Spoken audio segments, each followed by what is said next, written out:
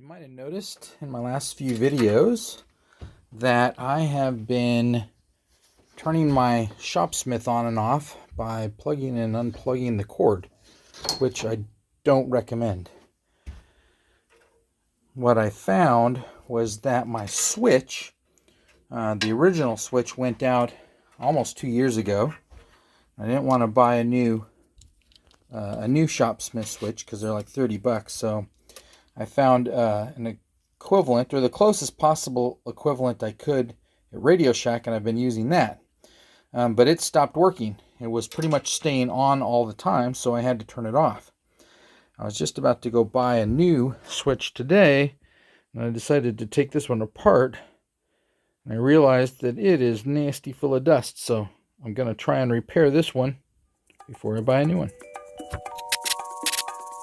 Just that cleaned out the majority of the dust. A bunch on this end too.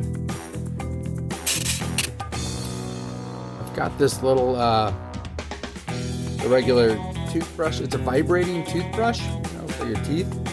But turn that on, and it makes a nice little cleaning tool. Little tip there. Vibrating toothbrush.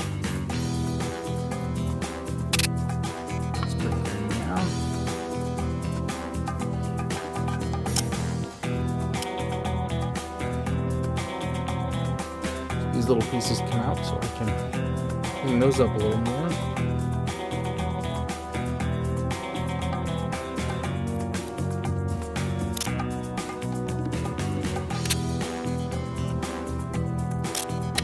Alright, well that looks almost like new in there. Nice and clean. Let's see if I can put these little doodads back in there.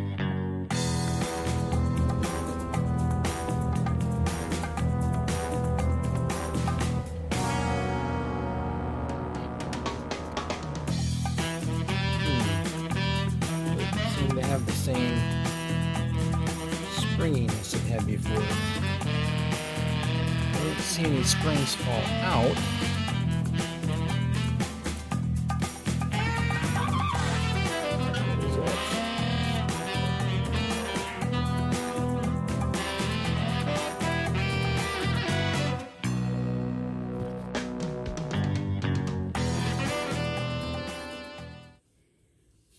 Okay, I think I see the difference.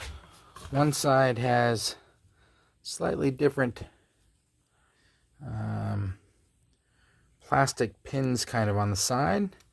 I'm guessing those align or have something to do with this little plastic extension that's on one side of that rocker. So let's see if I got that right.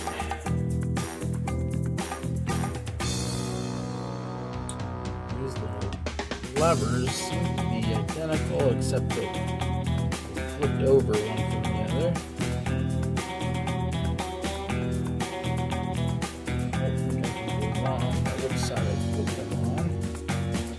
But they do have little round, I don't know, they look like a little contact or something, which kind of looks like the similar thing down inside. So I'll try and make that line up. Probably should have taken a picture of this or something. That wouldn't have been as fun.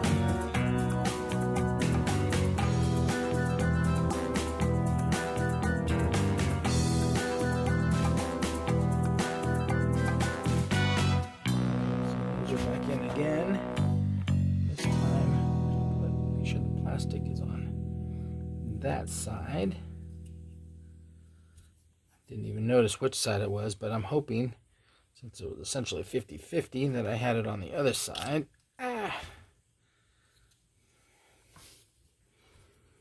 Just the stuff in here is not exactly rock solid, but I guess that's what you get for a $5 switch.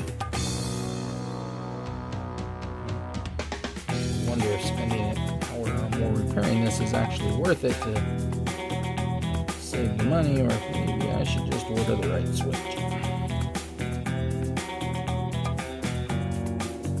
Alright, now, click. Yes. Alright, so that was it. Alright, let's test this and see if it it works now that it's clean.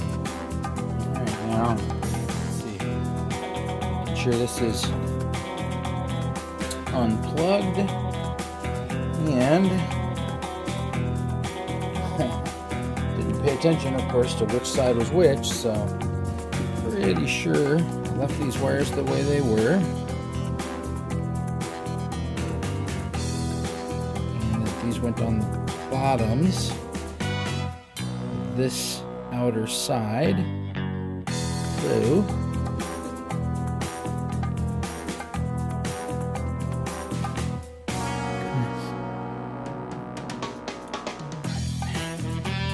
alright, moment of truth. Hopefully this does not turn on when I plug it in.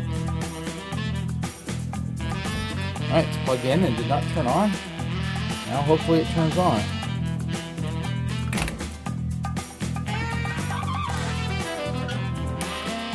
And it didn't. Oh, a little bit of a shorting sound.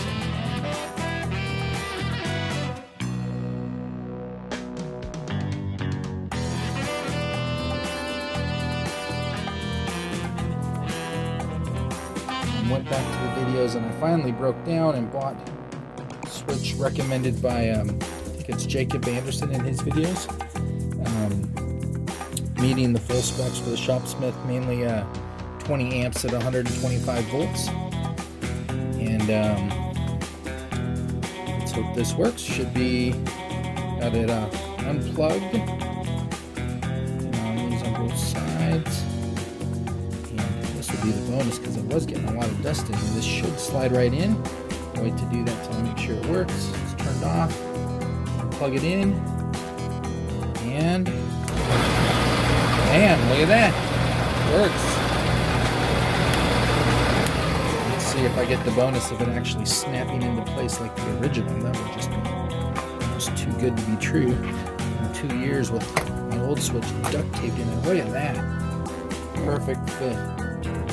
Jacob, I know you've retired, but thank you. Your videos are still helping me.